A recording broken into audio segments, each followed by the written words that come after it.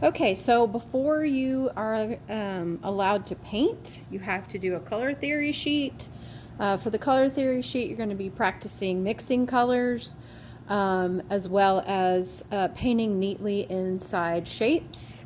First thing you need to do is write your name.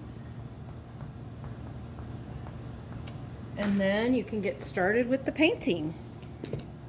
For this, you are only allowed to have the primary, the three primary, and black and white.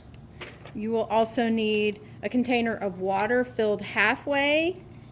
And I like to use two brushes. I like to use one sort of like a spoon to mix my colors with, and then one to paint with.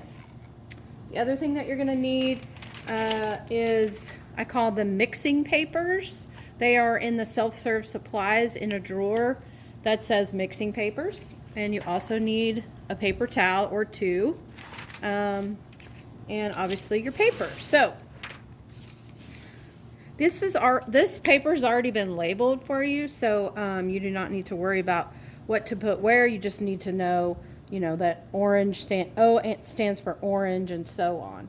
So first thing that you're going to do is when you get these cups of paint, you want to be careful not to just hold them by the lid, because if the lid's loose, it can come undone and you can drop the cup and end up spilling paint. So you want to hold it by this part. Just take the lid and kind of gently wiggle it until it comes off. This is really dirty. You want to clean your brush between colors so you're not getting the colors all yucky. I'm going to start with yellow. So same thing, I'm going to wiggle this off, set it aside. I have my yellow, and I don't need to do any mixing to paint this yellow, so I'm going to use the brush that I want to paint with. This is a flat brush, and I like them a lot because of the shape, and I'll kind of show you as I demonstrate. So I'm going to get a little bit on. You want to make sure that when you're painting, you have the amount of paint on your brush that you can control. If you like dig in and have a big glob, you can't control it and you'll end up dripping it everywhere. So you want to get just a little bit on the tip. And this is why I like the flat brush, because I can hold it like this and go along the edge of my shape. Turn this. So notice I'm not just going like this. This is not how you want to paint. I'm not painting the wall. I'm painting inside a shape that I want to try to stay inside my lines. So I just kind of wiggle it along the edges. You can also take a flat brush and turn it, and then you kind of get a corner that you can use to dab and get in that little section right there. Okay, so there's other areas on this paper where you just need to put straight color right out of the container. So right here it says warm colors. Yellow is a warm color. I kind of have a little bit too much paint, so I'm gonna get a little bit off because this is a small shape, so I want to control my paint and try not to go outside my lines. And then you would also do the yellow right here. So you're doing the color wheel with the three primary colors, red, blue, yellow, the three secondary colors, orange, green, violet, and the six intermediate colors, red, orange, yellow, green, blue, violet, red, violet. Then here, you're doing warm colors, cool colors, and then down here, you're doing the complements. So I need to put yellow here. And I'll talk about the complements in just a minute. So now I've got the yellow everywhere, so I can put this brush away, and I could move on and do all my reds everywhere where there's a red, and then I can do all my blues. Again, that's just straight out of the container. It's already made for you. The primary colors cannot be mixed. You can't make them, but you will be making all the other colors. So that's where your mixing paper comes in. Sorry, my hands have are dirty, so I keep rubbing my hands together. So let me do orange. So if you look at your color wheel, red and yellow make orange. You can always tell which colors make which by the color that's in between. So red's a primary, yellow's a primary, together they make orange. You want to start with the lighter color first. So between yellow and red, yellow is lighter. So this time I'm going to use the round brush that I'm using more for a spoon to mix with, and I'm going to actually scoop out 3 or 4 scoops of the yellow. Then I'm going to clean my brush in the water. Try to get all that yellow off. And then I'm going to dry it on the paper towel. And then I'm going to get about, not a scoop of red because that would be too much because red's darker, but just a bristle full. The hairs on the end of the brush are called bristles. So now I'm mixing it together and I'm trying to create orange. You can check the color wheel that's on the bulletin board to make sure your colors are matching pretty well. I'm looking at this and I'm looking at the color wheel, and this looks more like red-orange. So I can clean my brush, get more yellow, and try to get towards regular orange. But instead of that, I'm going to just go ahead and color the red-orange section. I've already got it made, so it's not necessary to start over. So I'm going back to my flat brush because I'm not mixing, I'm actually painting. And I like the way this brush works better. Now that I have it on the paper, it looks a little more regular orange, but that's okay. I can always adjust that later. So I'm going to put this back in, and now I'm ready to try to make regular orange. So I'm going to clean the brush. And I said it was a little too red. So since it's a little too red, I need to add some more yellow. So I'm not going to do the whole thing because I want to try to make it with just this one scoop. And that looks pretty good. The problem with doing it this way is I'm thinning it out. And so it's not going to be as thick when I color this in. So let me go ahead and get some more yellow and get the paint thicker. So that's also why you want to dry your brush, because you don't want to thin your paint out. So there we go. Now it's thicker. And it's a little more orange.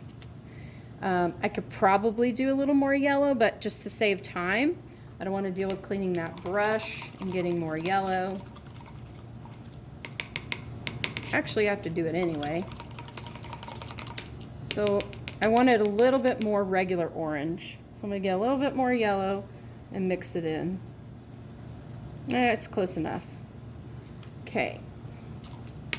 Back to my brush that I paint with, because it's a nicer shape. And now I'm painting in the orange section, and it's going to be a little watered down because it's not straight out of the bottle like the yellow is. So if you're doing a really big area and you're doing one color in a really big area, you're going to want to do a lot of scoops. I only did like 3 or 4 scoops of yellow, and I probably could have done a little bit more. If I were doing a really big area, I would definitely want to do more. Okay, so the next thing I want to try to make, we have orange going, so I'm going to keep with the orange, and now I need yellow orange. So I'm going to add more yellow.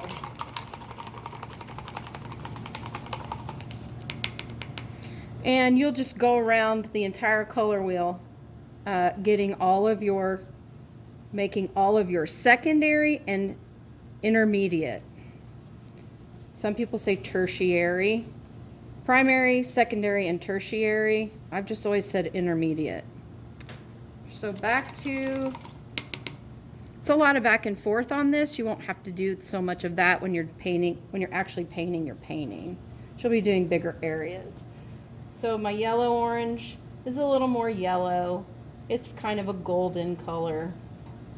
and I'm painting it in neatly.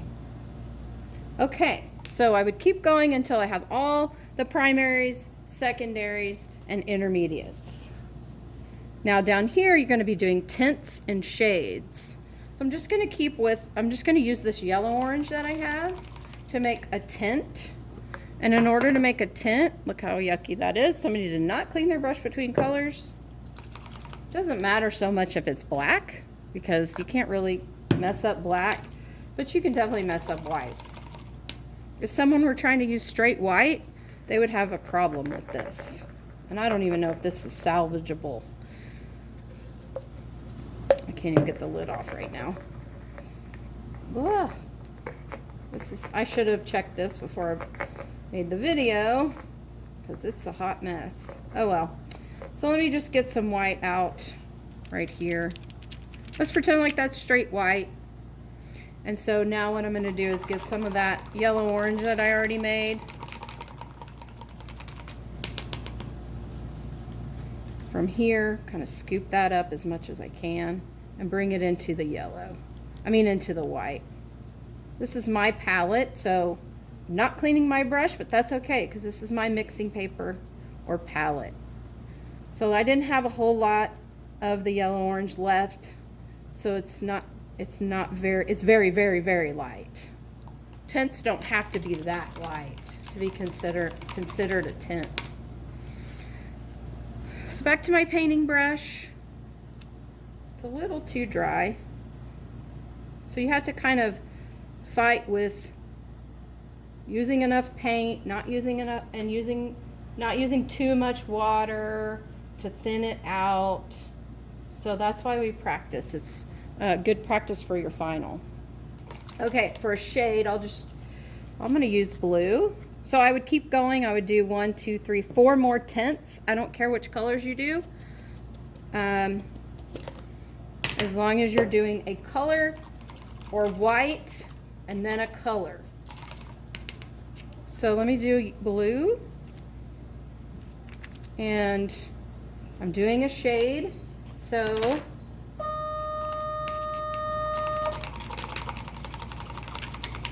I'm going to get a little bit of black. Like I'm not even gonna, well, that's almost the whole bristle. Black is very, very strong. So it can obliterate your color really fast. But I did just enough black that I have a nice dark blue. It's not so dark that I can't tell that it's blue. And here's a shade right here. And again, just like with the tints, I'm going kind of fast because my class is about to be here. But anyway, go slower so that you're painting more neatly, nice and neat. So when you're done, you'll have a fully done color theory sheet with the primary colors, the secondary colors, the intermediate colors, warm colors, cool colors, tints, shades, and complementary colors.